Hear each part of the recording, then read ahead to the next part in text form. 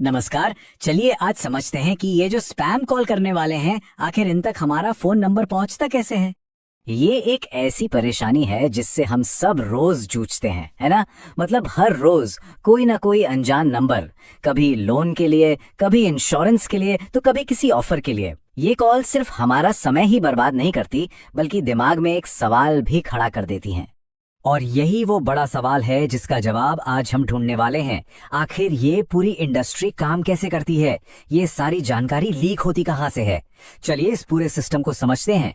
तो देखिए, ये जो स्पैम कॉल्स है ना, ये कोई रैंडम चीज नहीं है। इसके पीछे एक पूरा का पूरा सिस्टम काम करता है। और एक बार अगर हम इस सिस्टम को समझ गए तो यकीन मानिए इससे बचना भी थोड़ा आसान हो जाएगा। तो सवाल ये है कि हमारा नंबर लीक होता कहाँ से है। इसके मोटे तौर पर 5 बड़े सोर्स हैं। चलिए एक एक करके इन सब को देखते हैं और समझते हैं कि ये काम कैसे करते हैं। अच्छा, सबसे पहला और सबसे आम तरीका है फ्री एप्स। सोचिए, जब भी हम कोई फ्री ऐप इंस्टॉल करते हैं वो अक्सर हमारे कॉन्टैक्ट्स की परमिशन मांगता है और हम भी बिना सोचे समझे अलाउ कर देते हैं। बस कई ऐप्स इसी डेटा को इकट्ठा करके आगे भेज देते हैं। और ये तो याद ही होगा कितनी बार किसी लकी ड्रॉ, डिस्काउंट ऑफर या किसी ऑनलाइन सर्वे में अपना नंबर डाला है। जैसे हम अपना नंबर वहां देते हैं वो सीधा एक बहुत बड़ी मार्केटिंग लिस्ट का हिस्सा बन जाता है। कभी कभी हमारी कोई गलती होती भी नहीं है। बड़ी बड़ी कंपनियों की वेबसाइट्स हैक हो जाती हैं और हमारा नाम, ईमेल और फोन नंबर जैसी पर्सनल जानकारी हजारों लाखों की तादाद में चोरी हो जाती है। फिर इसी चोरी हुए डेटा को डार्क वेब पर बेच दिया जाता है। ये एक बड़ा ही टेक्निकल तरीका है। इसमें एक सॉफ्टवेयर बस एक के बाद एक लाइन से नंबर डायल करता जाता है। जैसे 9810000001, फिर 9810000002 और ऐसे ही आगे। जैसे ही किसी एक्टिव नंबर पर कॉल लग जाती है उसे अपने लिस्ट में जोड़ लिया जाता है।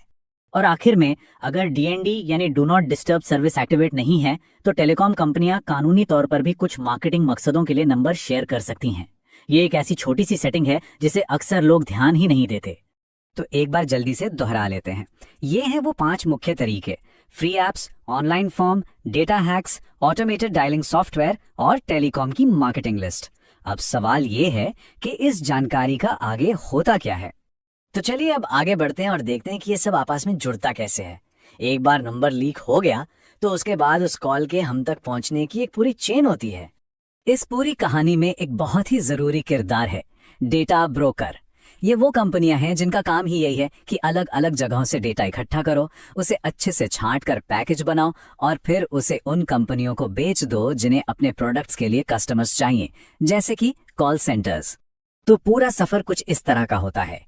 पहले कई स्रोतों से नंबर इकट्ठा होता है, फिर डेटा ब्रोकर्स इन नंबर्स को लोकेशन, उम्र और दूसरी जानकारियों के हिसाब से अलग अलग करते हैं।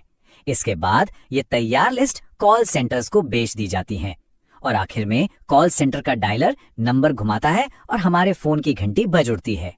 और यही वजह है कि ये सिस्टम इतना सटीक होता है। कभी सोचा है कि लोन देने वाले को कैसे पता कि कोई मुंबई में रहता है या दिल्ली में? वो इसलिए क्योंकि जो डेटा बेचा गया है उसमें ये जानकारी पहले से ही होती है। इसी को कहते हैं डेटा प्रोफाइलिंग। तो सबसे जरूरी बात, क्या हम कुछ कर सकते हैं? जी हाँ, बिल्कुल। अब जब हम समस्या को समझ चुके हैं तो चलिए इसके समाधान पर भी ध्यान देते हैं। कुछ बहुत आसान से कदम हैं जिनसे हम अपनी प्राइवेसी को काफी हद तक बचा सकते हैं। तो ये रहा एक 5 स्टेप एक्शन प्लान। पहला, अपने फोन में ऐप्स की परमिशन समय समय पर चेक करते रहें। दूसरा, किसी भी अनजान वेबसाइट या सर्वे पर अपना नंबर देने से बचें। तीसरा, और ये बहुत जरूरी है, अपने सर्विस प्रोवाइडर से डीएनडी जरूर एक्टिवेट करवाएं। चौथा, जैसे ही कोई स्पैम कॉल आए उसे तुरंत ब्लॉक करें और रिपोर्ट करें। और 5वां, ट्रू कॉलर जैसे स्पैम फिल्टरिंग ऐप्स का इस्तेमाल करें। ये काफी मदद करते हैं। तो अब जब हम इस पूरी प्रक्रिया को समझ चुके हैं, अगली बार जब फोन की घंटी बजे और स्क्रीन पर कोई अनजान नंबर दिखे तो परेशान होने के बजाय एक पल के लिए सोचिएगा। अब आपको पता है कि वो नंबर आप तक पहुंचा कैसे, इसके पीछे का पूरा सिस्टम क्या है और सबसे जरूरी बात कि इससे बचने के लिए क्या कदम उठाए जा सकते हैं, क्योंकि जानकारी ही सबसे बड़ा बचाव है।